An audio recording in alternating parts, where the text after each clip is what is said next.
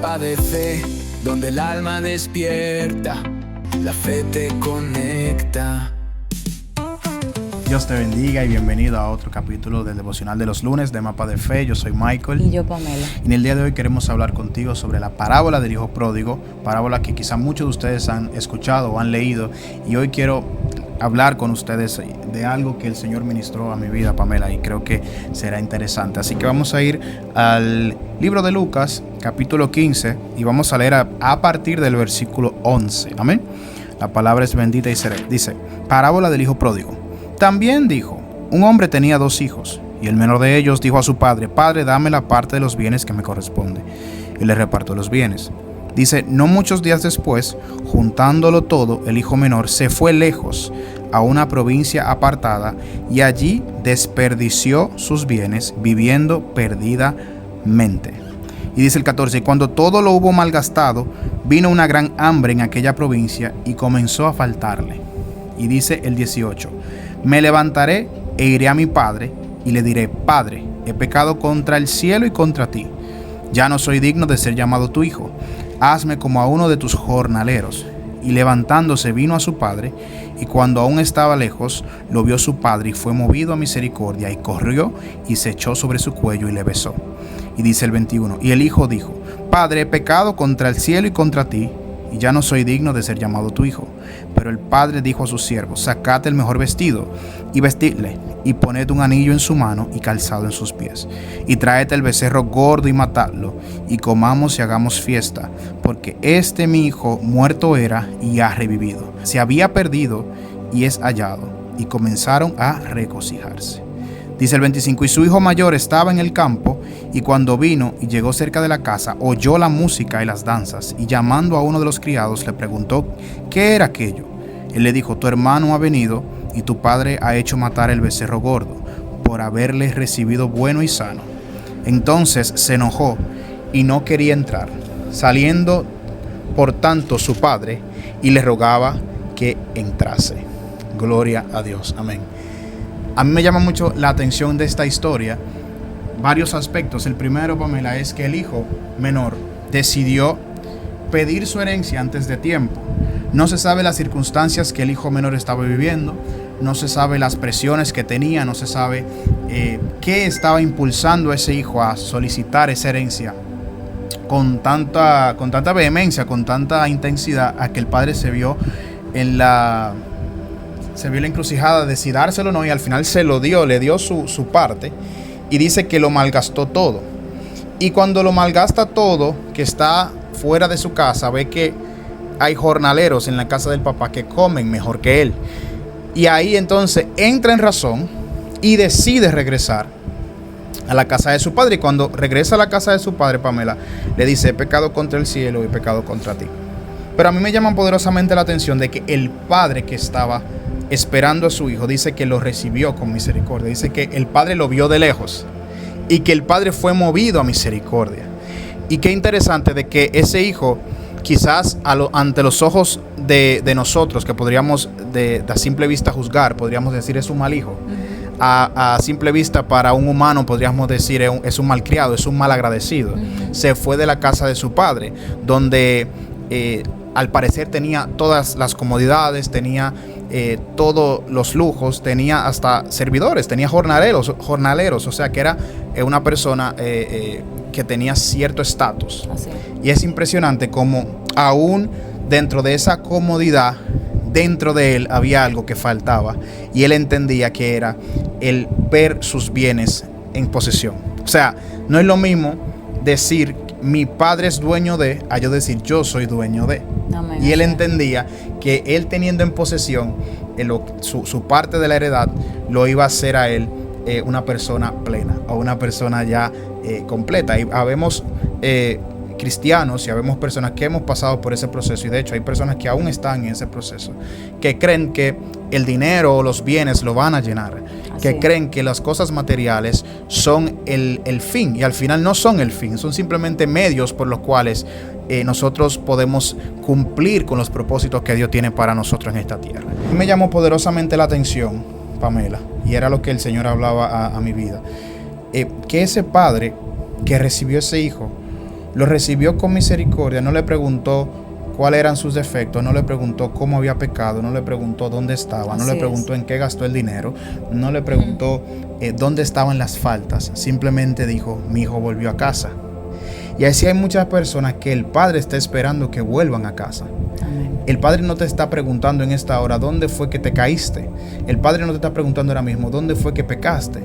El Padre te está preguntando cuándo vas a volver a casa y cuándo te vas a volver a levantar. Así es. El Señor necesita que sus hijos vuelvan a casa porque Él sabe bien que fuera de casa no le estás pasando bien. Tú sabes bien que fuera de casa no le estás pasando bien. Y muchas veces lo pensamos, pero hay una cosa que es el orgullo, es el ego, que no nos permite a nosotros reconocer de que necesitamos volver a la casa del Padre. Si nosotros hacemos memoria y pensamos los días que pasamos en la casa del Padre, sabemos el gozo que hay, sabemos la plenitud que hay, sabemos la paz que hay, sabemos cómo nosotros nos percibimos con un propósito, nos percibimos como con unas metas bastante claras en Dios. Así es. Pero hay algo interesante, Pamela, y es, qué bueno que ese hijo menor se encontró y el que lo vio de lejos fue el padre y no el hermano mayor. Y ahí era que el Señor ministraba mi vida. Muchas veces hay hermanos mayores dentro de la iglesia que no permiten que el hermano que ha pecado, que el hermano que ha faltado, que el hermano que se ha desviado de los caminos vuelva al camino. Porque dentro de su corazón lo que tienen es un espíritu de religiosidad que hacen que juzguen a sus hermanos y lo alejen de Cristo. Alejan a sus hermanos del Padre. Alejan a sus hermanos de aquel que restaura, de aquel que liberta, de aquel que se mueve en toda misericordia y puede levantar a una persona. Si el hermano se hubiese encontrado con él antes de ver a su papá, nadie sabe lo que hubiese pasado. Nadie sabe qué le hubiese dicho el hermano. Por eso, gloria a Dios que se encontró con su papá y no con su hermano, porque dice la palabra de que el hermano estaba enojado. Estaba celoso. Y el hermano estaba celoso. ¿Por qué? Porque decía, óyeme, yo estoy aquí todos los días, no me he movido, he sido obediente. ¿Y cómo va a ser, papá, que tú a mí no me hagas ese agrado que tú le haces a mi hermano menor que te desobedeció, que se movió en desorden, y a él entonces tú lo agasajas? Lo que pasa es que en el Cristo que nosotros creemos, en Jesucristo, en el Mesías, ese es el carácter, ese es el temple de Él. Es un Dios misericordioso, bondadoso, amoroso, que no importa lo rojo del pecado, Él lo hace blanco como la lana. No importa qué tan defectuoso nosotros pensemos que estamos. Hay mucha gente que dice, yo no me siento digno de entrar a la casa del Padre otra vez. Pero el Padre te dice, yo te estoy esperando con los brazos abiertos. Amén. No importa lo que haya sucedido, no importa cómo hayas faltado, yo te estoy esperando. Y no mires a tu hermano mayor, no mires al que está dentro, que te hace la guerra cuando vuelves, que chismea cuando vuelves, que te ataca cuando vuelves, que te señala cuando vuelves. Mira al Padre que te está diciendo, yo te voy a restaurar. Amén. Y yo también quisiera que esos hermanos mayores que están ahí, que probablemente tienen a un hermano que se ha apartado de los caminos y que no se atreve a volver por el que dirán, no se atreven a volver por la murmuración, no se atreven a volver por el señalamiento, de que esos hermanos mayores también sean llamados a reflexión y digan, wow, si me toca a mí recibir a un hermano, ¿cómo yo lo voy a recibir? Yo lo voy a recibir no queriendo entrar al espacio donde él está, porque el hermano mayor no quería entrar para la casa, porque el hermano menor estaba ahí y sabían que le estaban festejando al hermano menor. Entonces, si tu corazón está todavía lleno de rencor, lleno de amargura, lleno de celos, lleno de envidia, y a ti te molesta que tu hermano menor crezca, que tu hermano menor sea restaurado, que tu hermano menor, el Padre, se mueva y en misericordia y lo levante, pues entonces también te hablo a ti, hermano mayor, de que es tiempo de volverte obrero de la mies y verdaderamente ser de ese hermano que recibe las almas en amor, en misericordia, en esa bondad que viene de Jesucristo. Amén. Amén. Y como dice la palabra, Michael, no es del que quiere ni del que corra, sino de Dios que tiene misericordia. Amén. A veces pensamos que ¿por qué no tengo este ministerio que tiene el hermano? ¿Por qué Dios no me llama como llamó al hermano? ¿O por qué Dios no hace los milagros en mí que hace con el otro? Pero realmente Dios tiene un plato para cada uno de nosotros. Así es. No debemos tener envidia ni celos del trato que Dios tiene con los hermanos a nuestro alrededor. Porque el plato que Dios te sirve a ti, Michael, no es el que me sirve a mí. Y la misericordia que tiene contigo no es la que tiene conmigo. Entonces, este es el ejemplo perfecto de que nosotros como hermanos en Cristo, unánimes, debemos estar gozosos con el que goza. Amén. Tenemos que llorar con el que llora y tenemos que abrazar al hermano que llega y restaurarlo con espíritu de mansedumbre. Así es. Me llama tanto la atención, Michael, en esta palabra, lo que le dice el hermano al padre. Dice, mas él respondiendo dijo al padre, he aquí tantos años te sirvo, no habiéndote desobedecido jamás, y nunca me has dado ni un cabrito para gozarme con mis amigos. Y entonces el padre le dice, hijo, tú siempre estás conmigo y todas mis cosas son tuyas. Mas era necesario hacer fiesta, regocijarnos, porque tu hermano era muerto y ha revivido y se ha perdido y es hallado. Que podamos sentir gozo, Michael, Amén. Cuando Dios tiene misericordia Así con un es. hermano. Así es. Que podamos sentir genuinamente gozo cuando el Señor hace algo con el hermano que está a nuestro lado, lo levanta, lo restaura, Amén. lo prospera.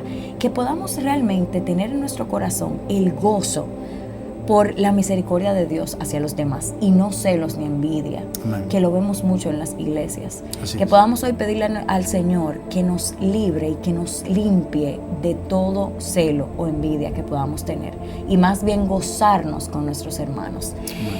Eso que le respondió Jesús, claro, esto es una parábola, Bueno, ¿verdad? claro. No sucedió, pero esa respuesta que le dio el padre al hijo mayor, cuando le dice, hijo, tú siempre estás conmigo y todas mis cosas son tuyas, me acuerda mucho a la palabra del joven rico, que Pedro, al igual que el hijo mayor, también le reclamó a Jesús el hecho de él haber dejado muchas cosas por él y no ver nada en el tiempo presente. Sí, así es. Pero me gusta mucho la respuesta de Jesús cuando le dice, he aquí, nosotros te hemos dejado nuestras posesiones y te hemos seguido. Y dice Jesús, de cierto os digo que no hay nadie que haya dejado casa o padres o hermanos o mujer o hijos por el reino de Dios que no haya de recibir mucho más en este tiempo y en el siglo venidero la vida eterna. Amén. Qué bello es Dios, qué bello Jesús. Diciéndole, Pedro, lo que yo tengo para ti, ahora tus ojos no lo han visto. No te pierdas, yo tengo mucho más para ti.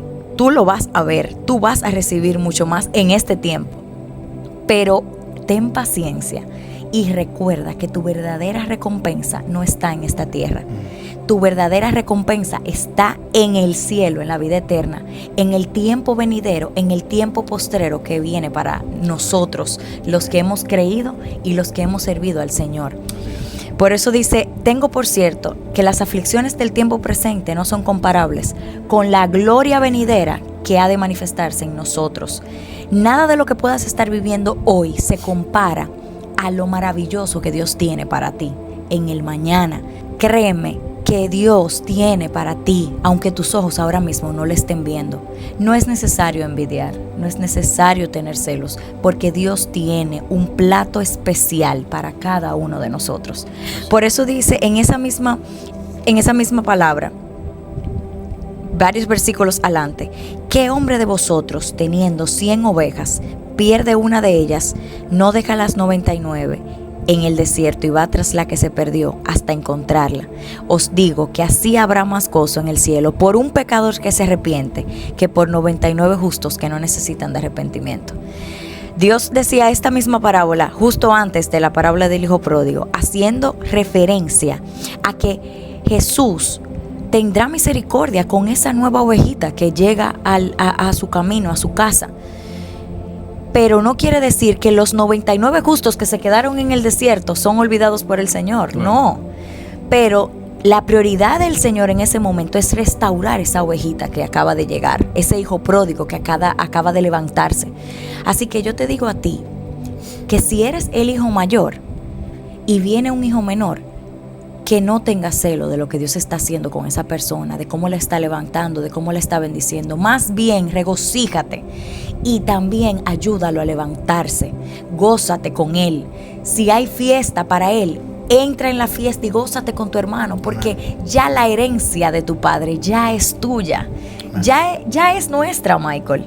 Ya es nuestra. El Señor simplemente está manifestando porciones especiales para cada uno de nosotros. Así es. Y si eres el hijo menor, entonces yo te invito a que te levantes y a que acudas a la casa de tu padre, porque créeme que lo que hay en la casa de nuestro padre es mejor que lo que hay allá afuera en el mundo. Aunque el mundo quiera hacernos creer que es lo contrario, que aquí estamos perdiendo el tiempo o que estamos perdiendo nuestros mejores años, créeme que a mí no me ha faltado nada allá afuera, porque teniendo a Jesús es como tenerlo todo. Así que yo te invito, hijo menor, a que tú vengas a probar y a degustar lo que es verdaderamente la plenitud de Cristo, en el nombre de Jesús. Amén. Vuelve a casa. Es tiempo de volver a casa. Es tiempo de encontrarte con tu padre y hermanos mayores que te van a recibir con los brazos abiertos. Yo lo creo en el nombre de Jesús. Vamos a orar, Pamela, para que esos hermanos mayores y esos hermanos menores puedan recibir esta palabra en el nombre de Jesús. En el nombre de Jesús. Señor y Dios, Padre, te damos gracias por tu palabra, que es bendita, que es viva y eficaz y más cortante que toda espada de doble filo. Padre, yo sé que esta palabra tiene todo el poder para que todo el que nos esté escuchando pueda ser transformado, edificado, exhortado, levantado, transformado. Dios mío, convence a todo el que hoy ha escuchado esta palabra de que si es aquella ovejita que se ha perdido, de que si es aquel hijo menor que ha dicho yo me voy de aquí, quiero mi herencia, pueda levantarse, Señor, y decir yo vuelvo a la casa, a los brazos de mi Padre, donde lo tenía todo, donde tenía autoridad, donde tenía plenitud, donde tenía paz. Señor, yo sé que tú puedes hacerlo, Señor. Yo sé que tu palabra es poderosa y tu evangelio es el poder de Dios. Señor, gracias, Padre, porque sabemos que aún en esos hijos mayores tú estás ministrando, Señor, para que nos regocijemos con nuestros hermanos, para que levantemos a nuestros hermanos, Señor. Límpianos, Padre, limpia el corazón de todos nosotros, de todo celo, de toda envidia, Señor. Quita, Dios mío, esos sentimientos contrarios puestos por el enemigo y renueva nuestra mente, Señor Jesús, para que nosotros podamos verdaderamente servirte con amor, Padre, sabiendo que la recompensa viene de ti, Señor, como dice tu palabra, que cuando lo hacemos con amor para ti, recibiremos recompensa tuya y no del hombre, Padre. Gracias, amado Dios, te bendecimos y bendecimos a todo aquel que ha escuchado esta palabra, en el nombre poderoso de Jesús. Amén y amén. Dios te bendiga. Que Dios te bendiga.